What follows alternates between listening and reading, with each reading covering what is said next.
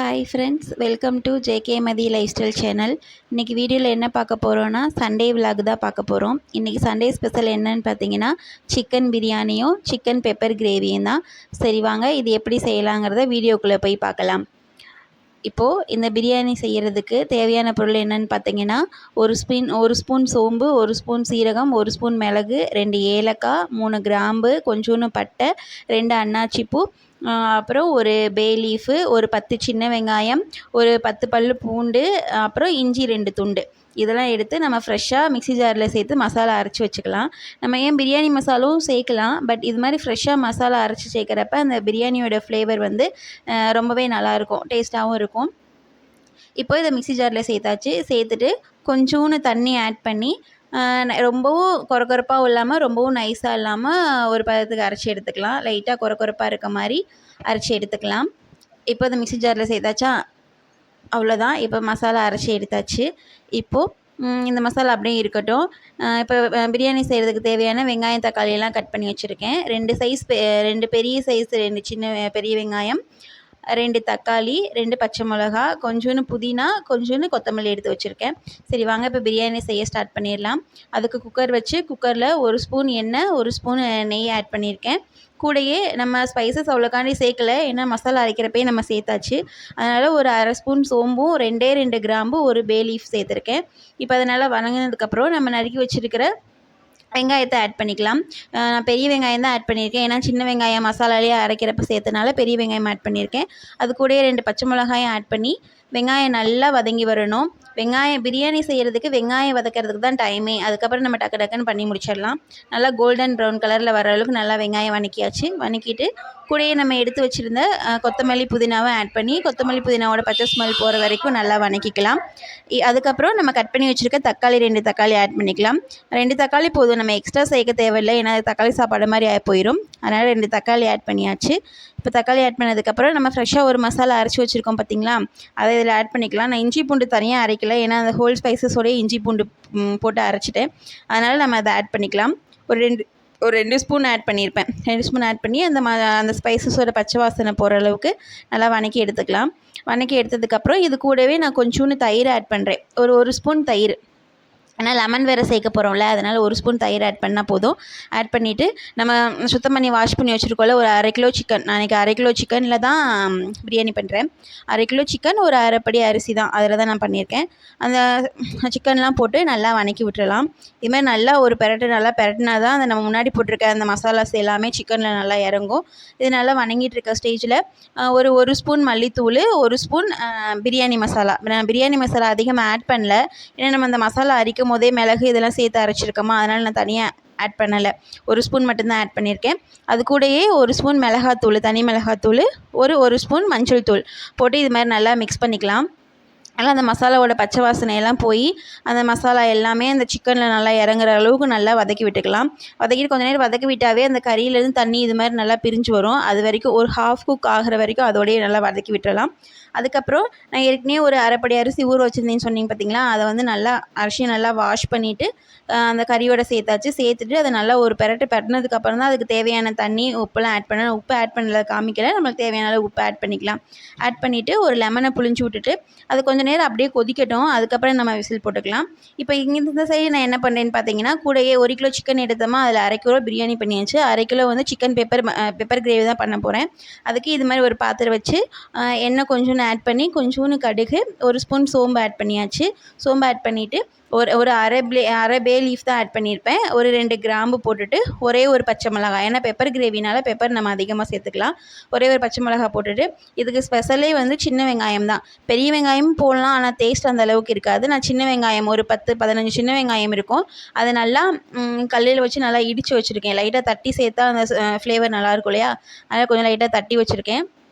அதை போட்டு நல்லா வதக்கிக்கணும். அது ரொம்ப கோல்டன் ப்ரௌன் வரணும்னு இல்லை, ஓரளவுக்கு லைட்டாக ஹாஃப் குக் ஆகிற அளவுக்கு நல்லா வதங்கினாவே போதும். இது வதங்கி முடிச்சதுக்கப்புறம் தக்காளி, ஒரு தக்காளி கட் பண்ணி வச்சுருக்கேன், அந்த தக்காளி வந்து இதில் ஆட் பண்ணிக்கலாம். தக்காளி ஆட் பண்ணி நல்லா வதக்கி எடுத்துக்கலாம். தக்காளி நல்லா வந்து வதங்கணும்.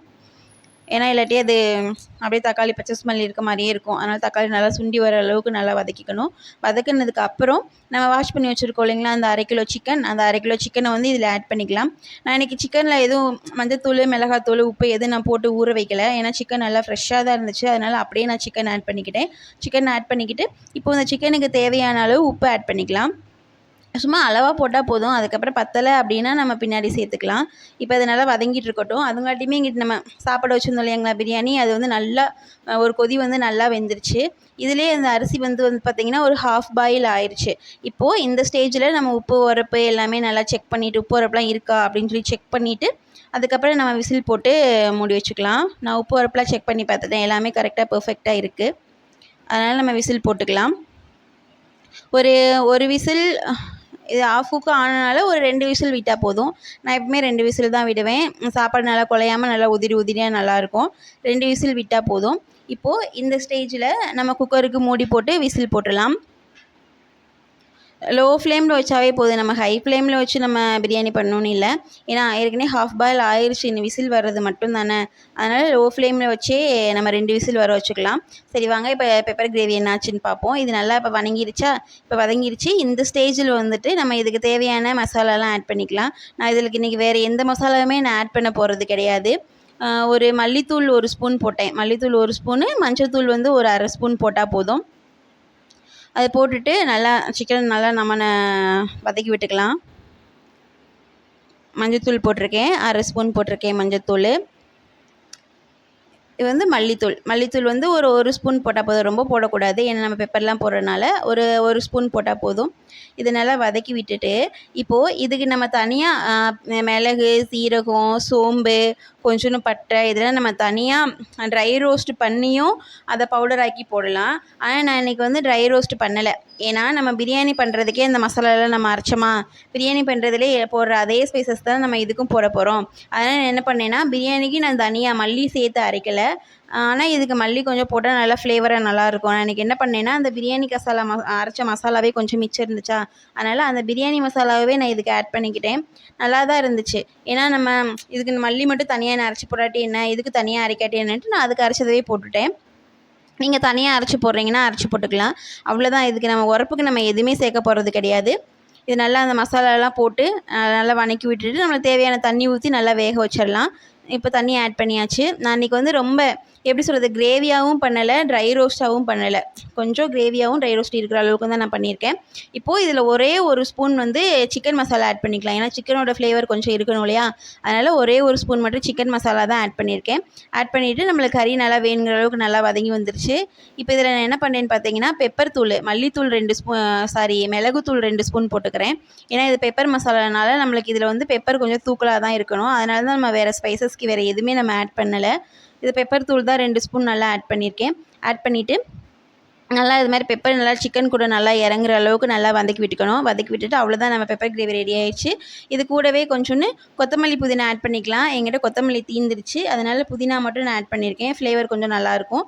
புதினா ஆட் பண்ணி நல்லா ஒரு பெரட்டிட்டு ஸ்டவ் ஆஃப் பண்ணிக்கலாம். அவ்வளோதான், நம்மளோட பெப்பர் கிரேவி சுட சுட ரெடி ஆயிடுச்சு. இது வந்துட்டு சாப்பாட்டுக்கு இட்லி, தோசைக்கு, சப்பாத்தி, பூரிக்கு எல்லாத்துக்குமே நல்ல ஒரு சைட் டிஷ்ஷாக இருக்கும். ரச சாப்பாட்டுக்கு ரொம்பவே ஒரு நல்ல சிறந்த சைட் டிஷ்ஷாக இருக்கும். அவ்வளோதான், பெப்பர் கிரேவி ரெடி ஆயிடுச்சு. இப்போ நம்மளுக்கு சைட் பை சைடாக பிரியாணி விசில் அடங்கிடுச்சு. இப்போ வாங்க ஓப்பன் பண்ணி பார்த்துடலாம் எப்படி வந்திருக்குன்னு. உண்மையாகவே சூப்பராக வந்திருக்கு பிரியாணி. தண்ணி அந்த இதெல்லாம் நல்லா அளவாக வச்சுருக்கேன். அவ்வளோதான், இப்போ நல்லா ஒரு கிண்டி பார்க்கலாம். சாப்பாடெலாம் பாருங்களேன், நல்லா உதிரி உதிரியாக எப்படி நல்லா ஒன்றோட ஒன்று ஒட்டாமல் சூப்பராக இருக்குதுன்னு பாருங்கள். அவ்வளோதான், நம்ம சிக்கன் பிரியாணியும் ரெடி ஆயிடுச்சு. நான் கூடவே இன்றைக்கி ரத்த பொரியலும் பண்ணியிருக்கேன். ஆனால் ரத்த பொரியல் ரெசிபி வந்து இதில் நான் ஆட் பண்ணல. அந்த ரெசிபி வந்து நான் தனியாக ஆட் பண்ணுறேன். அவ்வளோதான், இன்றைக்கி நம்ம வீட்டில் என்ன ஸ்பெஷல்னு பார்த்தீங்கன்னா chicken biryani, chicken pepper gravy, ரத்த பொரியல், அவிச்ச முட்டை,